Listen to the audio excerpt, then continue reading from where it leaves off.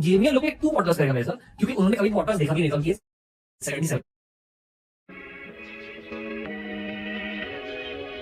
इस चैप्टर की शुरुआत होती है ग्रूमिंग के साथ। आपको ज्यादा एक्सपेंसिव ग्रूमिंग प्रोडक्ट्स खरीदने की जरूरत नहीं है, ज्यादा एक्सपेंसिव कपड़े खरीदने की जरूरत नहीं है। बहुत सारे लोग जिंदगी भर एक ही कलर पहनते हैं, बहुत सारे लोग सिर्फ ब्लैक पहनते हैं, सिर्फ रेड पहनते हैं, वगैरह वगैरह। देखो ये होते हैं बेसिक्स, पर जो कपड़े आप पहन रहे हो वो साफ सुथरे होने चाहिए, और आपका चेहरा, आपके बाल, आपकी ब्रेथ, आपकी बॉडी की स्मेल साफ सुथरी होनी चाहिए। ये एकदम बेसिक लेवल पर आकर आपको ये समझना चाहिए, क्योंकि in many ways superficially speaking first impression is last impression. जब कोई आपको पहली बार देखेगा ना, जो उनकी आंखों को फील होता है वो उनके दिल को भी फील होता है। जैसे कि मैं आपको एक इंसिडेंट समझाता हूँ। हमारे यहाँ आ रहे थे शेखर कपूर सर, जिनके साथ एक तगड़ा पॉडकास्ट रिकॉर्ड किया। पर इनिशियली मैं जब उनसे मिला ना, वो टाइम से पहले आ गए। तब मैंने पजामा पहना हुआ था और टी शर्ट पहनी हुई थी, and he give me a look like 2 podcast करेंगे मेरे साथ, क्योंकि उन्होंने कभी पॉडकास्ट देखा भी नहीं था। ये 77 इयर्स की है। वो मेरी गलती थी और वो हुई लास्ट मंथ।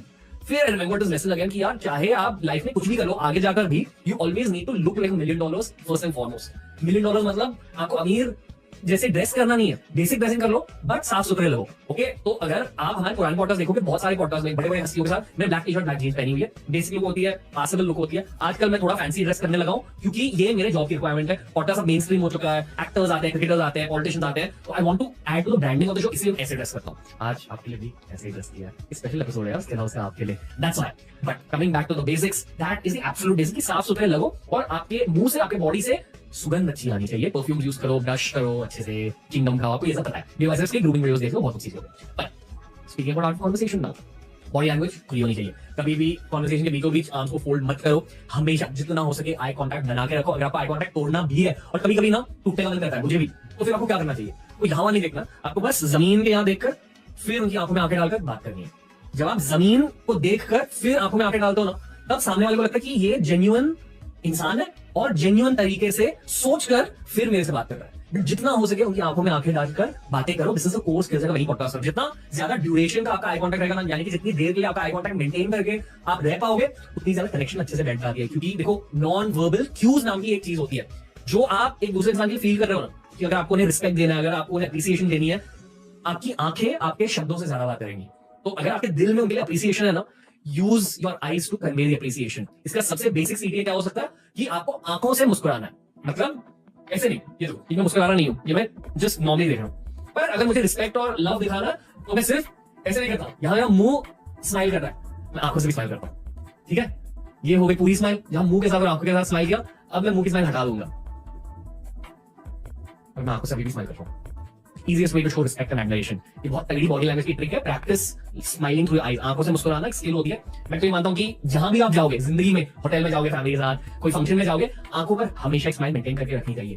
एक और हैक बता देता हूं। अगर मुझे सामने वाले को ये बताना है कि मैं बहुत ज्यादा फोकस कर रहा हूं, तब मैं सच में फोकस करता हूं, दिमाग से, दिल से फोकस करता हूं, और मेरी आंखों से भी फोकस कन्वे करता हूं। आईब्रोज के साथ थोड़ा खेलता हूं, and I just look into the eyes, I maintain eye contact. लोगों को मेरे नॉडिंग के साथ प्रॉब्लम था, पर द लॉजिक के साथ जब आप नॉट कर रहे होते हो, नॉटिंग का क्या लॉजिक होता है पॉडकास्ट में? अगर आप हमेशा हाँ हाँ जी बोलते रहोगे, तब ऑडियो में प्रॉब्लम्स आ जाते हैं। अभी आपको एनकरेज भी करना है कि आपके सामने वाला और बोले, इसलिए मैं नॉडिंग करता था। आई एग्री कि इनिशियली बहुत ज्यादा अग्रेसिव नॉडिंग होती थी, but logic was the same. आजकल भी मैं नॉडिंग करता हूं, पर in points where I want the person to talk more. ये होती है नॉन वर्बल क्यू। हाँ जी, आप जो बोलो सही बताओ, दैट्स व्हाट आई डू। जो आपको स्क्रीन पे नहीं दिखता कभी, क्योंकि जब गेस्ट कुछ इंटेंस चीज बोल रहा है ना, आपको मेरी फ्रेम नहीं दिखती। मेरी फ्रेम में क्या हो रहा होता है,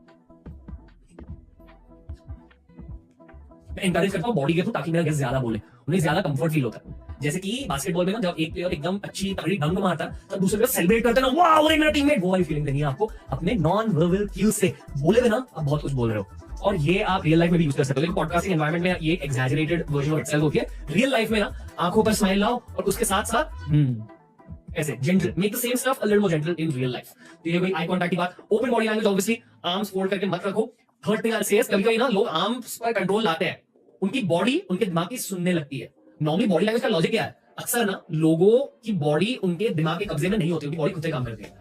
आपको कोई पॉइंट अच्छा नहीं लगा, आप ऑफेंड हो गए, तुरंत आपके हाथ ऐसे हो जाएंगे। ये ना जिन लोगों को बॉडी लैंग्वेज की समझ है वो लोग पकड़ लेते हैं और फिर कन्वर्सेशन को स्टीयर कर पाते हैं। तो first and foremost body language की समझ भी होनी चाहिए दोस्तों। That's what I hope you gain through this particular episode.